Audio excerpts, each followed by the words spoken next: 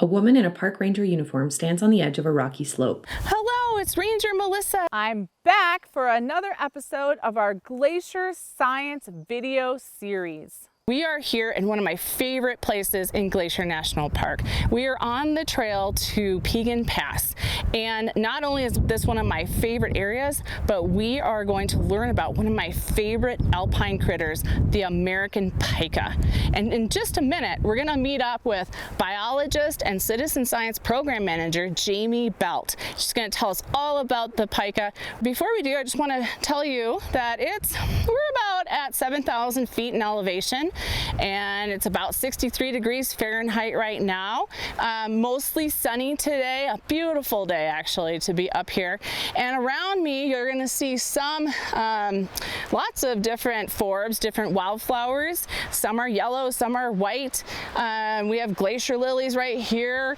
And then there's some subalpine fir, which are pretty short, and they are so short because we're actually heading into the alpine. And once we get to the alpine, we're not going to see trees anymore, just really low-lying shrubs, and lots of little forbs or wildflowers will be everywhere. So that's where we are today. I'm so excited you can join us, and let's go meet Jami. Melissa walks up a steep rocky slope with mountain peaks in the background to where a woman in a ranger uniform stands.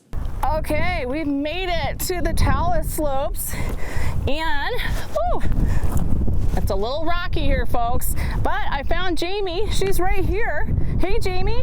Melissa. How are ya? Doing good. Thanks for meeting us here for Glacier Science Day. Yeah, what a nice day. Yes, and I know you're going to talk to us all about pikas. Yay, pikas today, but it seems like you have something you want to show us right off the bat. Yeah, I got up here to see if I could find evidence that pikas are currently using this site, and I haven't found evidence yet, other than I did hear an eep just a few minutes ago, over that away, not quite right where we're standing, but I have an old hay pile right here underneath this rock that you can see. Oh, I'd love to look at it. Hold on a second. Yeah, let's get close. I'll put my mask on. Melissa and Jami put face coverings on, and Melissa kneels down to look under a large rock with an overhang. Oh, wow, I see it. That is so cool. You can even see some of the different forbs in there. Cool. Jami steps in to talk about what's underneath the rock overhang. She picks through a pile of dead brown vegetation and holds some pieces up to identify them. So yeah, what we're looking at here is a pika's hay pile from last year. So they spend time starting in the late summer storing vegetation for the following winter so that they have something that they can live off while the snow blankets the earth and all the vegetation is no longer available. And that's a really unique thing for an alpine animal, and all of the other species that would live in the same environment, marmots, ground squirrels, and things like that, all go to sleep sometime right around the end of August, whereas pikas just keep on staying awake. So what we have in here, you can pull out some of the materials. So here's a stalk, dried brown stalk of yarrow that was clipped last year and then stored. Not exactly sure what this one is, maybe a penstemon, which is like a purple, light purple flower. There's some grasses. So in these hay piles, they store winter vegetation, and they can visit it all winter underneath the snow and keep eating off of it to stay alive. And also, as the spring starts to emerge and vegetation starts to grow again, it gives them something to keep them meeting their caloric needs before the vegetation growth really fires back up. Jami stands on the rocky slope holding binoculars with a backpack next to her. Her explanation is interspersed with clips of pikas running around over and under jumbled rock piles with some green vegetation growing nearby. So these talus fields, oh my gosh, sorry. I just saw a golden mantled ground squirrel. I got real excited because I saw the movement, but there's one of the species right there. You can see it right now that lives right alongside of the pikas. A small golden brown squirrel with stripes down its sides scampers on the rocks close to the camera person. You can tell a golden mantled ground squirrel from a pika because pikas have no tail. They are a rabbit family member, or otherwise known as a lagomorph. And so if you look at one, you can see that rounded body. You can picture what they might look like with big long ears, like what you're used to seeing with a rabbit. But because they live in these alpine environments, they have a smaller body surface area ratio so that they can stay warmer, so that they can kind of regulate their heat better. And their ears are short, which is helpful for preventing frostbite and keeping those temperature extremes from being problematic for them. Pikas rely on this talus habitat because it's where they store their hay piles. It's where they can get under these rocky, boulder fields into those spaces below the boulders and regulate their temperature. And that's really important because pikas have a pretty high resting temperature of 104, and they can hit lethal temperature range at about 109. So it doesn't take a lot of exposure to hot ambient temperatures before they start to experience temperature stress.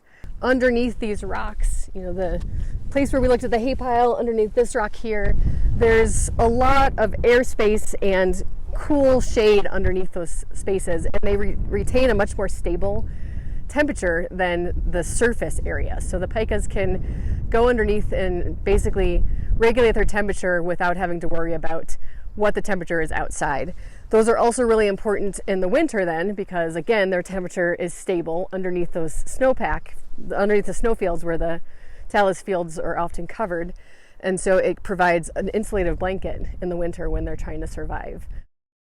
Melissa walks towards Jami across the talus field. Okay, so you found some pika scat? Yeah, under this nice overhang. It's a nice sheltered spot for depositing a lot of poop right there.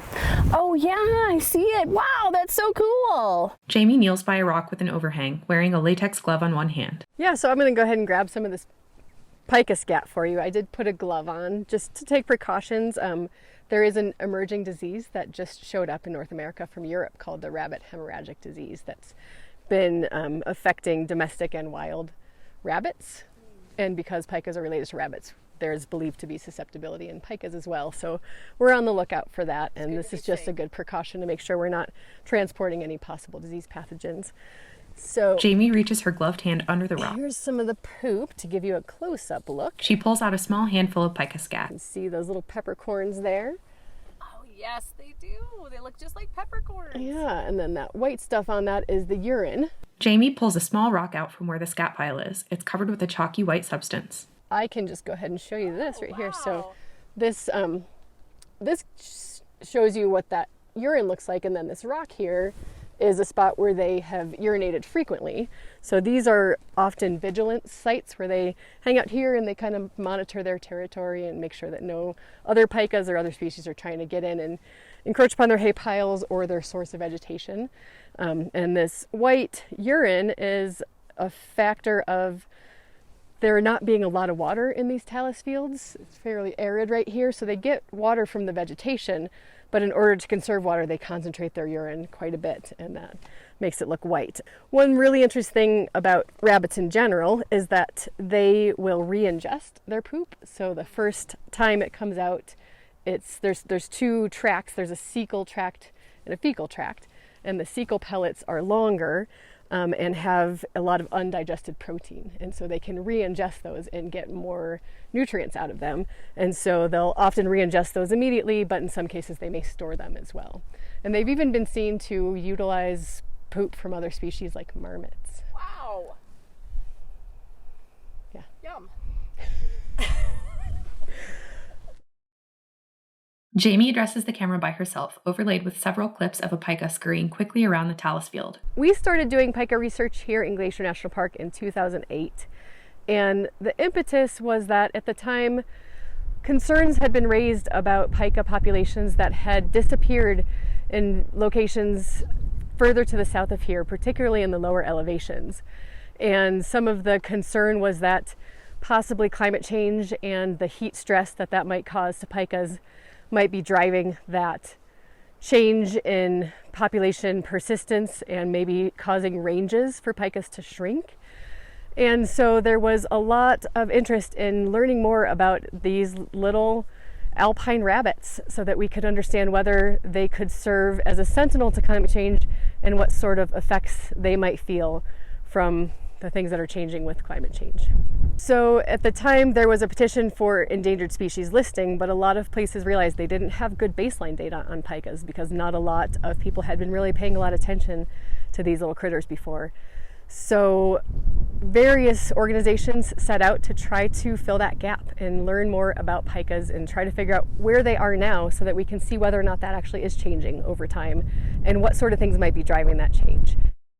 Jami is now in a different part of the talus field, wearing her backpack and carrying a handful of pink flags, a GPS unit, ropes, and maps. So I'm going to set up one of the research plots that we use to collect 7 years of baseline data on pika occupancy, so whether or not pikas are present. So I'm going to use this GPS unit to get myself to the spot where I need to go.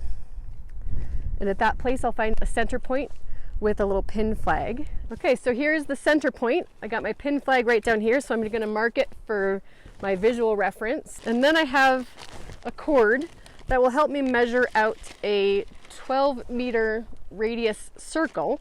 And what that is for is pikas have individual home territories that they maintain and defend. And so this roughly approximates one home territory, possible home territory of a pika, so that we can check to see if that specific territory is occupied. Jami addresses the camera again with several clips overlaid of a pika running around on rocks, a close-up of a fresh hay pile underneath a rock, and a pika munching a mouthful of green vegetation. So we return to these mapped locations each year to see if the individual territory that we have mapped continues to be occupied or if it turns over. And so what we're looking for at the site when we get to it is whether there is evidence of fresh sign or other signs of current occupancy. So seeing a pika within that territory, finding a fresh hay pile. So a big reason for the concern about pikas and why they may be a good sentinel for the alpine is that they are so unique. They're keystone species in this type of environment. They do a lot of nutrient cycling because of the vegetation that they collect, and they collect quite a bit. So those hay piles, if they're not completely consumed in the winter, remain and decay and actually can cause a lot of nutrient flush into the alpine. One of the problems that can happen with climate change is that snowpack becomes less predictable. And so you may have earlier snowpack, which means that they don't get as much time to get the vegetation. But the bigger problem is when the snowpack melts off early in the spring and they don't have that insulative blanket to keep them covered. You may also find some effects with changes in snowpack and how that water flow under the talus field actually keeps the talus much cooler. So you may have some changes in the buffering of the temperatures of the talus. Because they're so specific to this niche, they don't have the ability to necessarily move if things change for them in these talus fields. They can go up to get to where it's a little bit cooler, and in some places that has already been observed, that the pikas in lower elevations are retreating and moving to higher areas.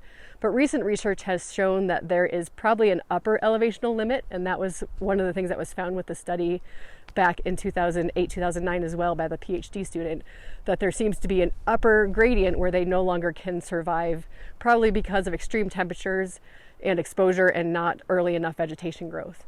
So the pika needs to be able to stay cool in the summer, but also stay buffered from the cold in the winter.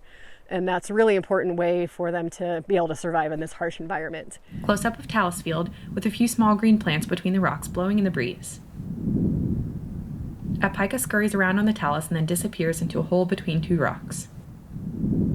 Melissa and Jami stand together on the talus field. Thanks again for joining us for Glacier Science Day. I am so excited to have you join us for some of the next Glacier Science Day. Watch our Facebook premiere scheduling so you know when they are, and we'll have lots more fun this summer and fall with other folks doing science and research in the park. Hey Jami, there is one question I still want to know. Is the pika your favorite alpine critter? Pikas are pretty darn cute. I do love baby mountain goats. They're kind of hard to beat, but there's so many fascinating species that have figured out a way to make a living in this incredibly beautiful but incredibly harsh environment. And so I kind of love them all. Awesome. All right. Thanks again, everybody. Have a good Glacier Science Day. Bye. Bye.